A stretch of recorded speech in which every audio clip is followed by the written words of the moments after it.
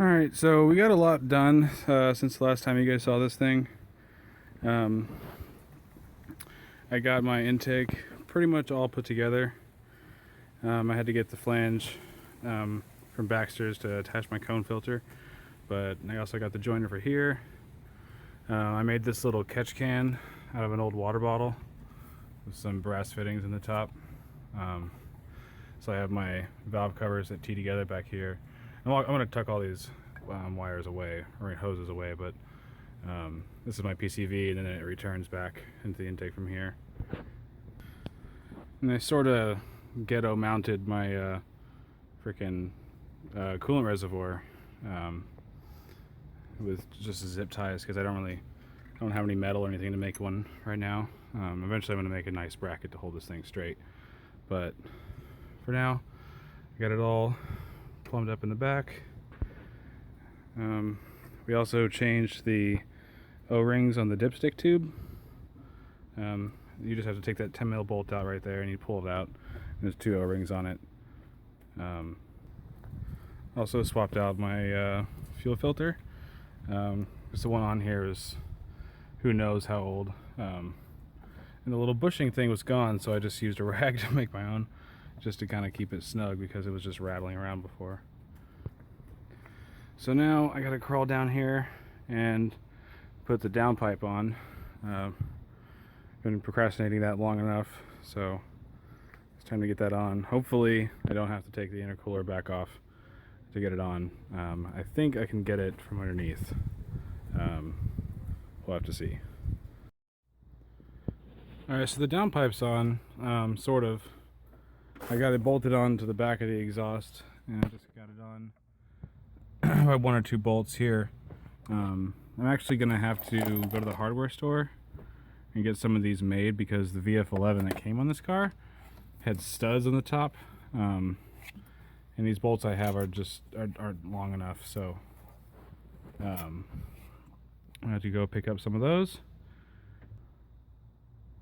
I decided to reroute this thing for the catch can, so now my valve cover runs up from here, it goes around, and it tees in back there with the other valve cover, and that goes into this one, and then this one comes from PCV, which goes in right there, and yep, it feeds right back in.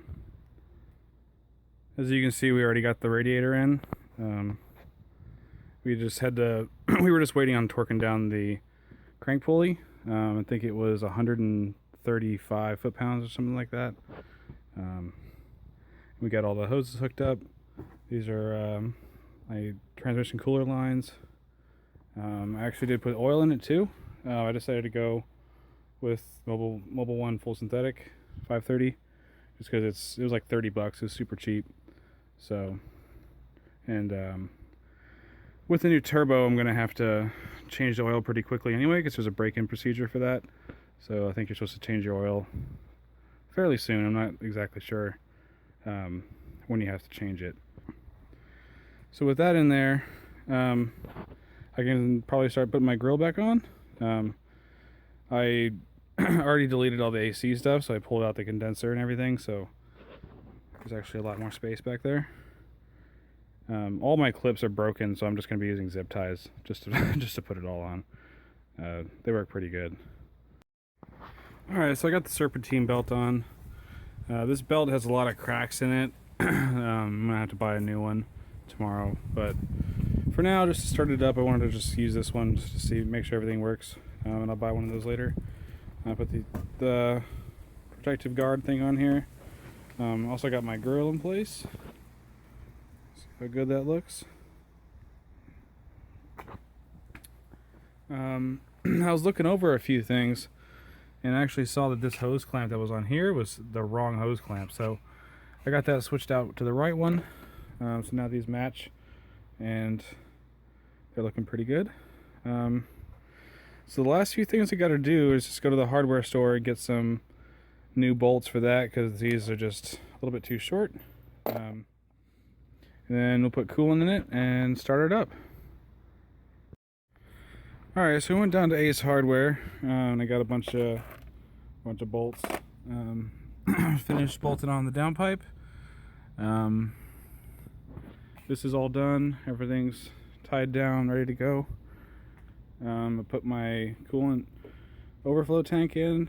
We got it mostly full of coolant. They're still going to have to bleed it once it's started.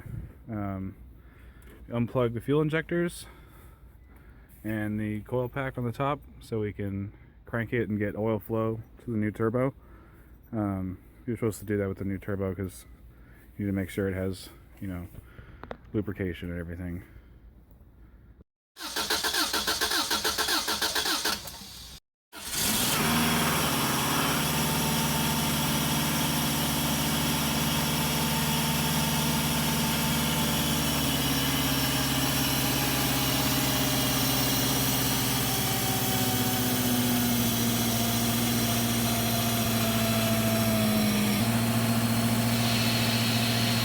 Yeah, it's going to smoke a little bit while stuff burns off the exhaust.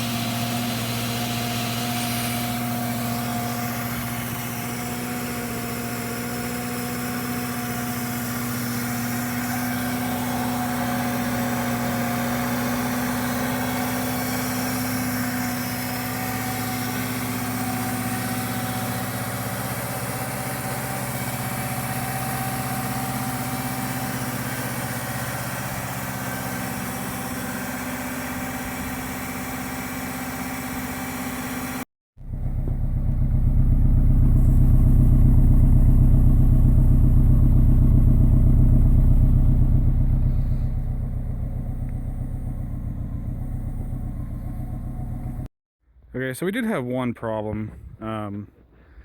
The water return line, or I think, yeah, it's the feed line that goes into the back of the head right here. Basically, I guess this was from the VF11, and I guess it was just rotten, and so it popped basically, and all my coolant went out all over the ground.